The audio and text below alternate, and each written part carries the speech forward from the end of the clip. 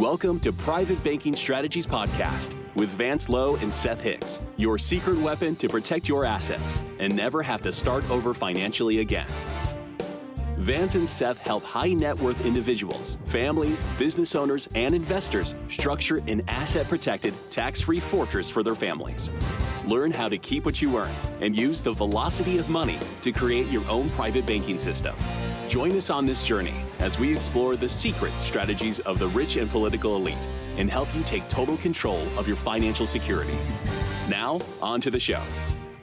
Well, hello and welcome to Private Banking Strategies Podcast with Vance Lowe and Seth Hicks. Vance, how are you? I'm doing great. I'm looking forward to talking with you today. Yeah, likewise. We've got a topic that captures a lot of people's attention, and we begin to lay this out for folks, and it's almost like light bulbs going on when people start to get it. But we help to build a structure of financial freedom with private banking strategies. And the financial freedom aspect is more than just having wealth. And it's more than just having stuff stacked up in a portfolio. Vance, I want you to kind of drill down a little bit for our audience and help people understand what financial freedom is in the context of private banking strategies and how it's achievable. Well, Seth, I think our audience out there always has looked for and dreamed about someday being what's called financially independent. That occurs, I guess we go, right to the basics of understanding what that means. Financial freedom is when you're at a point where your assets are producing enough income that you no longer are required to work. You now have options and choices. Many people settle on employment that they really don't like. And throughout all life, they've dealt with the hassles and the pressures and everything at work, trying to build a nest egg, one day be financially independent. So the problem we've seen, at least I've seen over almost a 40-year education with helping people plan for financial independence, is the way it's set up, the way people are doing things, the way people think they need to handle money. And so our philosophy with private banking strategies, it's like a fable I've heard many years ago. Feed a starving man a fish and you feed him for a day. Teach a man how to fish, you feed him for a lifetime. And so, folks, one of the things we do here that distinguishes us, and I wish this were actually not the case, because I think everybody, has the right to this knowledge, to this information, because it's life-changing, at least for all of our clients. The clients always win. And it's an education on what money is, how money works, how to put what we call the banking equation back in people's lives, and being able to be the master, the fisherman, so to speak, to be able to fish for all they want in the future. Another thing for financial independence is we're chasing something and we're not getting there and we don't know why. And it's really frustrating. Most Americans are just frustrated to death, because 10 years ago they thought they would be someplace, and that 10-year goes by really quick and nothing's changed. The numbers might have changed a little bit, but they're no better off. And that's because they keep doing the same thing. We've been taught how to handle our money. We've used mentors, the people we trust, any education that we have. And folks, we're here to tell you that education feeds the banking system. And that's something that has to change. So we want to help people become financially independent and enjoy financial freedom with what made America extremely strong. Before there was any type of banks, how did Americans do it? Well, it all stemmed around the family unit, the individual unit. Life insurance companies handled the banking equation when the Pilgrims first came over to America. Lloyd's of London was one of the first companies over here. Life insurance has been around for a long time, longer than our country, because that's what handled the banking equation. Then Right. people got greedy and they wanted to set up actual banks. Well, I think they can go to some of our other podcasts and find out our actual history and how we feel about the banks out there. We were brought up to believe that banks are the only safe place for our money, when in fact, nowadays, it's one of the most risky. So with the Dodd-Frank Act, we don't have FDIC insurance. It's really not there. It's more of a fallacy. They can take our accounts, our money we deposit in banks virtually at any time. Banks are working almost on an insolvency on a daily basis. Why? Because banks will tell you just the opposite. They lend out more than they get. What is that ratio, Seth? Well, fractionalized lending is one of the Achilles heel with centralized banking. And we'll just say conservatively, they have to hold 10% reserve back. But if it's a big bank, it's actually less than that. So you bring $100,000 in, the bank has to keep 10,000 in reserve. They take the 90,000 and they lend it out. Okay, they take 90,000 and lend it out. It's actually more about 900,000 because they get to multiply. It's that factor they get to multiply the money they have on deposit.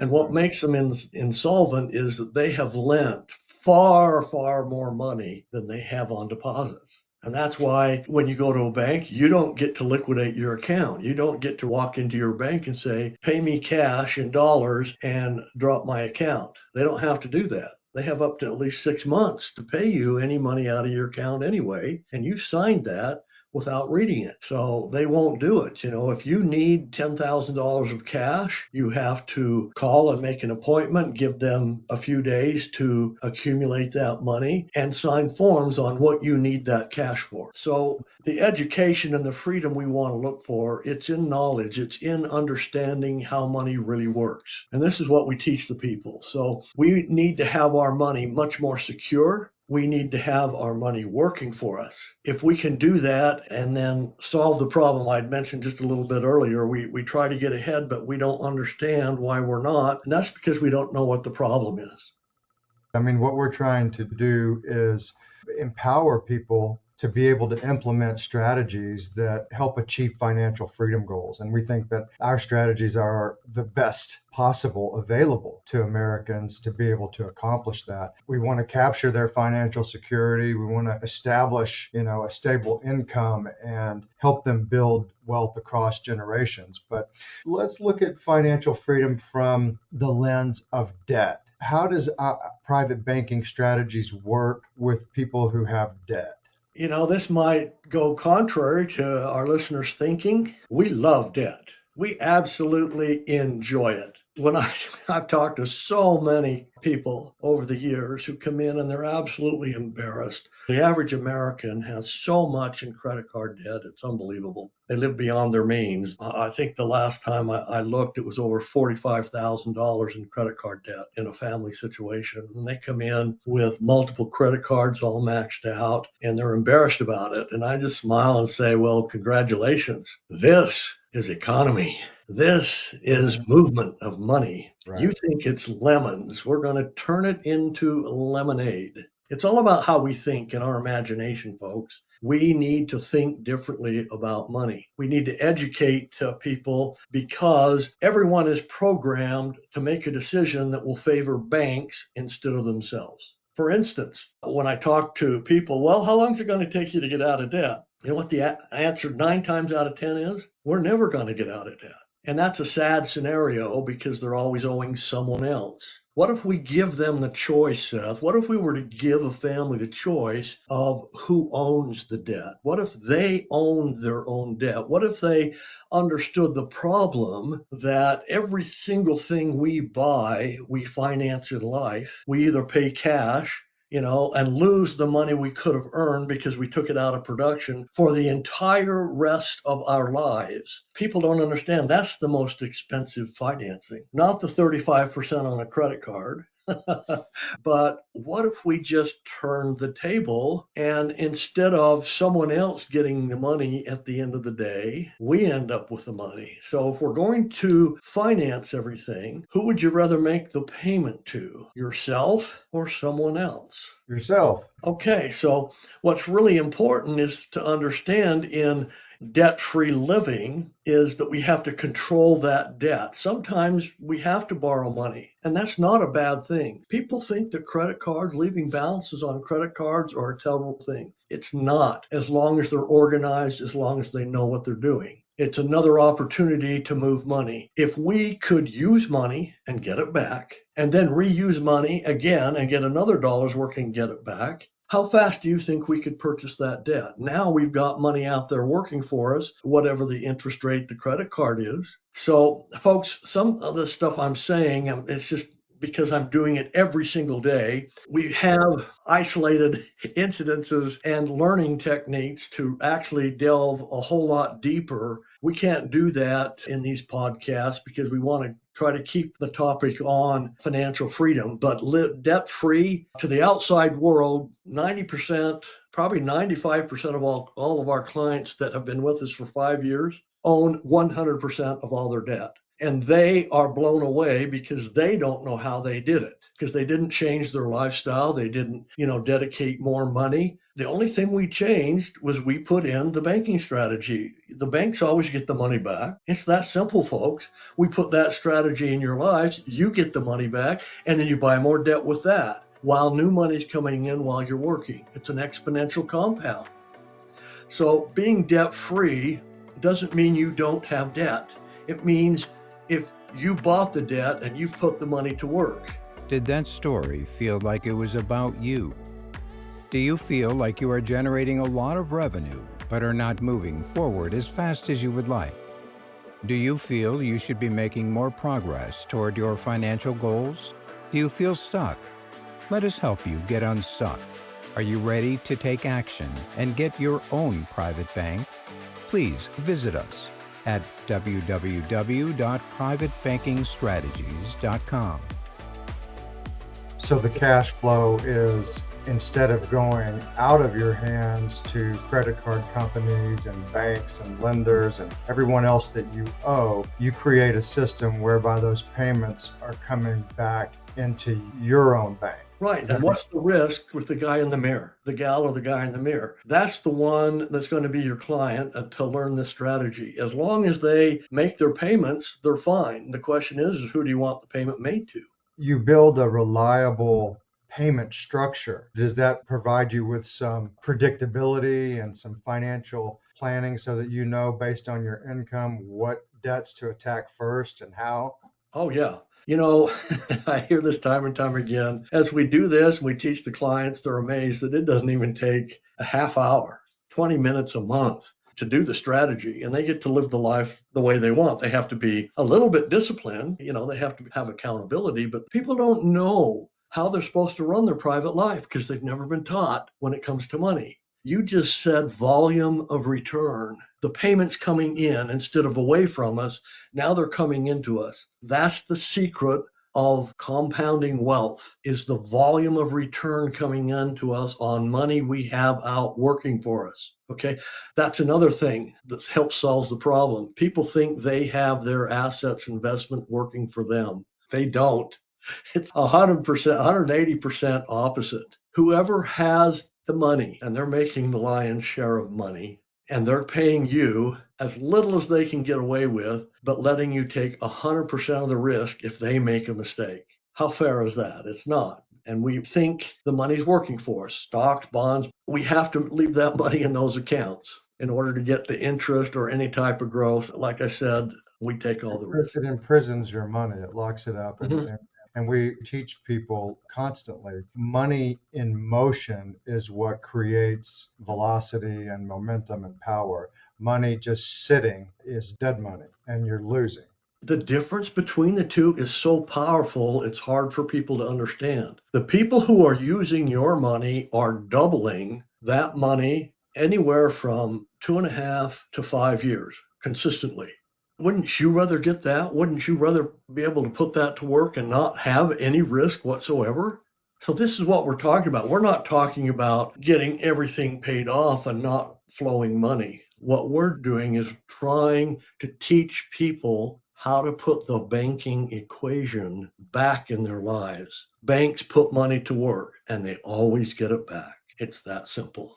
you actually lay out a roadmap for people that guides them and instructs them step by step of what to do. Can you explain that roadmap and what we call an 8-year analysis?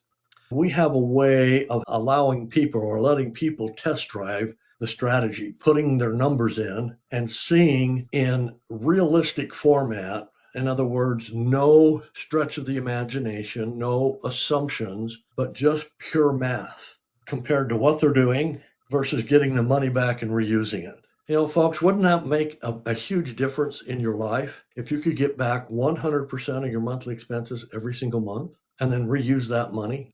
You know, so we're all about the old style strategy before there were banks is that families have a way to register or track how much better off they are every single month. With this strategy, we can show you how much better off you are every single day. And I'll give you a hint. Today, Americans are not better off by 5 cents a day.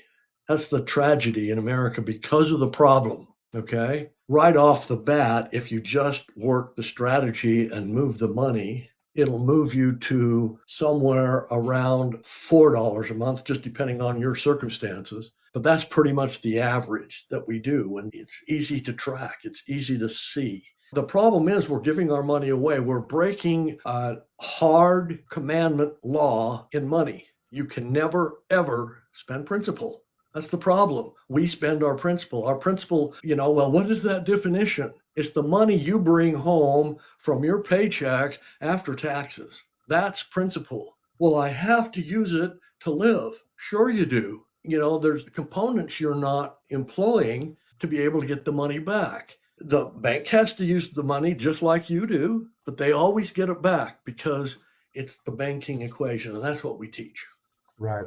So that 8-year analysis and that roadmap we make available to folks that have listened to our podcast and have consumed some of our content, and people that go, man, I want financial freedom. I want this 8-year roadmap. Folks, we make that available to you through our website at privatebankingstrategies.com. And at privatebankingstrategies.com, we've got a free book offer that Vance and I authored called What the Banks Don't Want You to Know. And in that book, we identify a number of nuggets and truths that a lot of times shock people, Vance. And they come to a realization like, wow, I've been brainwashed into a centralized banking mindset. And so when we pop that bubble and show them alternative banking strategies through our book and through our content, people take off with it. So folks, when you hit our website and you put in your email, you're going to get that book available to you either in audio or PDF. And we're going to send you some valuable emails that will have a link to Vance's calendar where you can schedule that 8-year roadmap. So if our podcast here resonates with you, if our book resonates with you, be on the lookout for that email that you get from us on the front page of our website and set up that 8-year roadmap with Vance. Vance, what would you add to that? I think you said that good. We're going to continue down this road in our next podcast, and we're going to take it another step further. Absolutely. Yeah, we're going to drill down here on financial freedom and address what a lot of people ask us about and what a lot of people come to us for is financial freedom. So we look forward to seeing you guys on the next podcast. Thank you, Vance. We'll talk to you next time. Thank you very much. Did that story feel like it was about you? Do you feel you should be making more progress toward your financial goals? Do you feel stuck? Let us help you get unstuck. Are you ready to take action and get your own private bank? Please visit us at www.privatebankingstrategies.com. Thank you for listening to the Private Banking Strategies podcast. Click the subscribe button below to be notified when new episodes become available.